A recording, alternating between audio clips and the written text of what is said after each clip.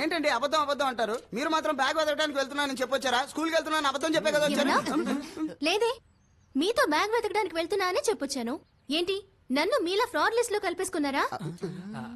ఆ ఒక్క పాయింట్ మిమ్మల్ని కవర్ చేద్దాం అనుకున్నాం. ఏంటి కవర్ చేయడమా? చెప్పదలుచుకునేది ఏదో సూటిగా చెప్పండి. శివాకి మీరు నచ్చారండి. ఏంటి? అవునండి, మీరు వాడికి నచ్చారు. బ్యాగ్ కనపడకపోతే కూడా వచ్చి వెతుకుతానన్నారుగా, అందుకే అబద్ధం చెప్పి మీతో వచ్చాడు.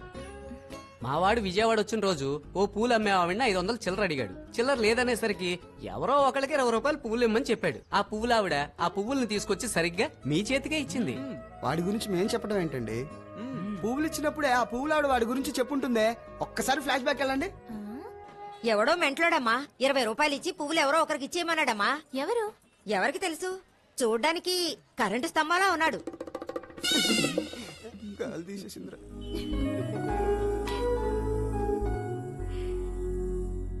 అబ్బాబా ఏమి ట్రాఫిక్, పరిగెత్తి రావడానికే కష్టంగా ఉంది. ష్. టిఫిన్ ఎక్కడ? అందులో ఉంది. ఏంటన్నా ఇడ్లీ దోశ చపాతీలు కలిసి ఉన్నాయి? ఎలా బాగున్నాం? దొంగతనానికి వెళ్ళినప్పుడు సెపరేట్ గా పార్సల్ కట్టిస్తారా? అర్థం చేసుకోవా? మరి chutney sambar side zip open చేయి. రే గరిటివరా. అబ్బా. సాంబారే. అమ్మో పోలీసులతో నేను లేనని చెప్పి. ఐశ్వర్యరా? అమ్మాయ్యా.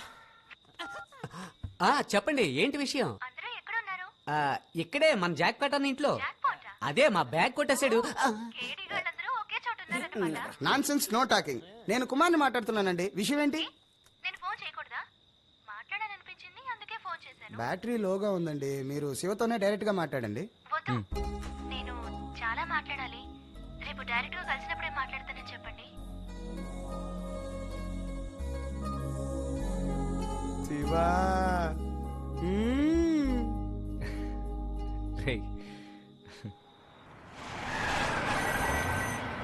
నమస్తే అన్న. నేను చెప్పింది ఏమైందయ్యా? ఆ ల్యాండ్ పార్టీతో మాట్లాడడానికే వెళ్తున్నాం. ఇంతకీ ఏమంటాడు వాడు? తన కూతుర్ని చేసుకోబోయేవాడికే ఆ స్థలమని ఖచ్చితంగా చెప్పేశాడు. అందుకే నేను మధు కలిసి ఓ ప్లాన్ వేసాం. ఏదో ఒకటి త్వరగా కానీ. వెళ్ళి మాట్లాడాక ఫోన్ చేస్తానన్నా.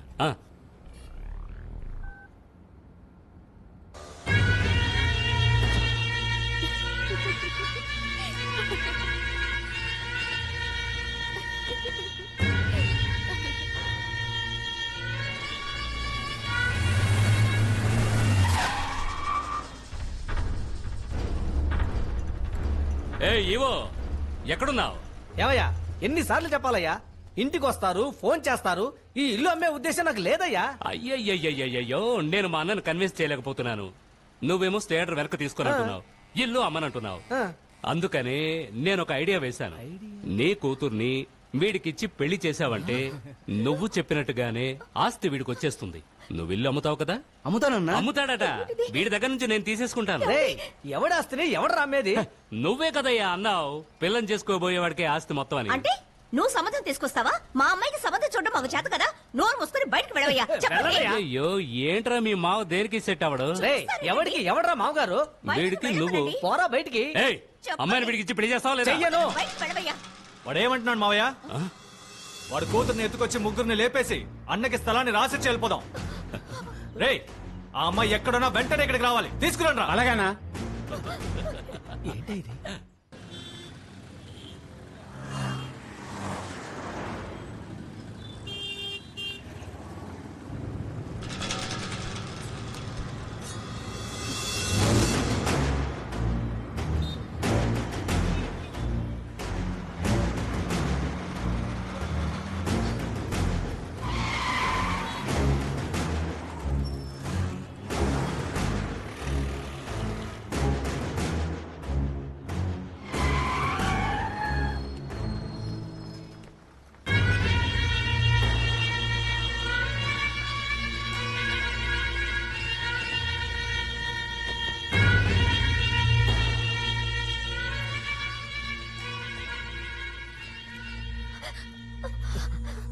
ఐశ్వర్య, అమ్మా. ఐశ్వర్య, నీకేం కాలేదుగా?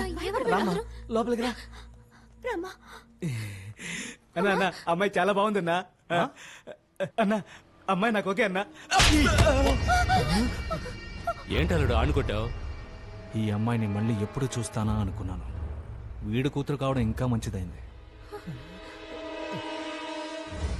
తనే నా భార్య. ఏమంటున్నావు అల్లుడు? మరి గుంటూరు పెదమాయి కూతురు? అదంతా నాకు అనవసరం మావయ్య. నేను దీని మెడలోనే తాళి కడతాను. రే ఏమనుకుంటున్నారా? చదువుకునే పిల్లని పట్టుకొని పెళ్లి అది ఇదే గొడవ చేస్తున్నారు. ముందు పోటా బయటికి. ఊరుకోమా. ఏంట్రా ఊరుకోవటం? అయ్యో, నాన్న. మాట్లాడుతున్నారు కదా, నువ్వు చెప్పు మావయ్య. మా అల్లుడికి నీ కూతురు, మా అన్నకి ఇల్లు అని నేను ఫిక్స్ అయిపోయాను.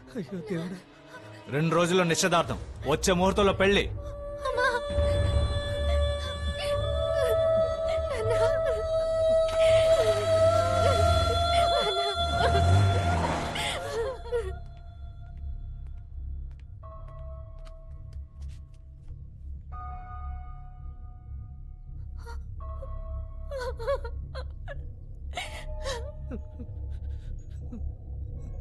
దేవుడా, నువ్వే మమ్మల్ని కాపాడాలి.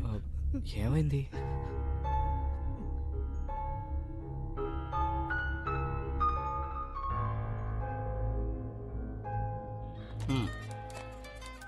హలో సార్, నేను శివని మాట్లాడుతున్నాను. ఏంటి శివ, ఇంకా ఊరికి బయలుదేరలేదా? లేదు సార్, ఇక్కడ చాలా ప్రాబ్లమ్స్ ఉన్నాయి. ఏంటి ప్రాబ్లం? బ్యాగ్ కనపడట్లేదు వచ్చినప్పుడు మాతో పాటు ఒక అమ్మాయి వచ్చింది కదా, ఆ అమ్మాయికే సార్ ప్రాబ్లమ్. ఎవరో చెప్పు, బొక్కలో దోసేస్తాను. మధు సార్. ఒక్క నిమిషం లైన్లో ఉండు, బయటకు వస్తా. ఏమంటున్నావు? మధునా? అవును సార్, ఆ అమ్మాయిని పెళ్లి చేసుకోవాలని బాగా టార్చర్ పెడుతున్నాడు సార్. మీరెందుకయ్యా వాడికంట పడ్డారు? మనం ఏదో ఒక స్టెప్ తీసుకున్నామని తెలిస్తే చాలు, వాడు స్టేషన్కి వచ్చి మరీ నరుకుతాడయ్యా. మరైతే ఇప్పుడు ఏం చేయమంటారు సార్? వాళ్ళ అమ్మ నాన్న పాపం సార్, ఇప్పుడు ఏం జరుగుతుందో ఏంటో అని పాపం భయపడుతున్నారు. మీరే ఏదో ఒకటి చేయాలి సార్.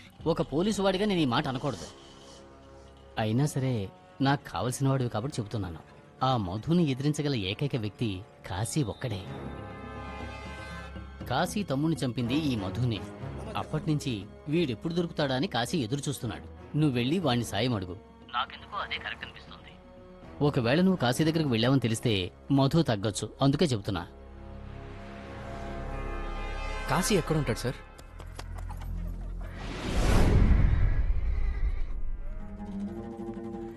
నువ్వు ఇక్కడే ఉండు. ఎవరు? కాశీ అన్నాను కదా. ఏంటి విషయం? మధుతో ఒక ల్యాండ్ గొడవ. ఆయన ఇక్కడ లేరండి, తోల్ ఫ్యాక్టరీలో ఉంటారు, వెళ్ళి చూడండి. అలాగే అండి, పద వెళ్దాం.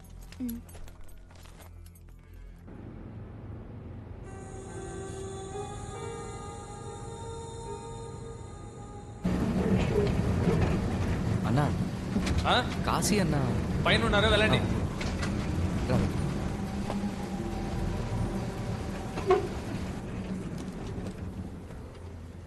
అన్నా నమస్తే అన్న, నా పేరు శివ. చెప్పారుగా మధు గొడవ చేస్తున్నాడని, ఆ విషయంగా వచ్చారు. ఏదో ఒకటి చేయాలి కాసే. ఏంటి ప్రాబ్లము? మధు వాళ్ళ బావ ఏదో ల్యాండ్ గొడవలో వీళ్ళ నాన్న దగ్గరకు వచ్చి మీ కూతురునిచ్చి పెళ్లి చేయని బెదిరిస్తున్నాడు. చదువుకునే పిల్ల, పోలీసుల దగ్గరికి వెళ్ళినా వాళ్ళనేం చేయలేరని అందరు అంటున్నారు. వాళ్ళ వల్లే ఏమన్నా సమస్య వస్తుందని భయంగా ఉంది. సరే, ఇప్పుడు నేనేం చెయ్యాలి? ఈ పిల్ల వాళ్ళ ఫ్యామిలీ ఏ సమస్య లేకుండా ప్రశాంతంగా ఉంటే చాలన్నా, దానికి మీరే సాయం చేయాలి. కాసేపు కింద వెయిట్ చేయి, పిలుస్తాను. వెయిట్ చేయ బాబు, పిలుస్తాం. రా.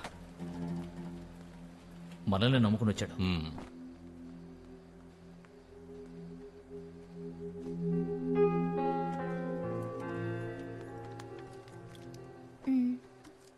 హలో, అన్న పిలుస్తున్నారు. రా వెళ్దాం. నువ్వు చెప్పినట్టు చేద్దాం. ఇల్లు ఎక్కడ? గాంధీనగర్. నిశ్చితార్థం ఎప్పుడన్నా? రేపన్నా. రేపు వాడు వస్తాడు కదా, వాడి కళ్ళ ముందు ఈ అమ్మాయిని తీసుకుని నా దగ్గరికి వచ్చాయి. అన్నా అర్థం కాలేదన్నా. మధు చూస్తుండగా నువ్వు ఈ పిల్లని తీసుకొస్తే వాడు నిన్ను ఫాలో అవుతూ నా ఏరియాకి వస్తాడు. అప్పుడు వాడిని చూసుకుంటాను. ఇక నువ్వు బయలుదేరచ్చు. అలాగే అన్నా, వస్తాను.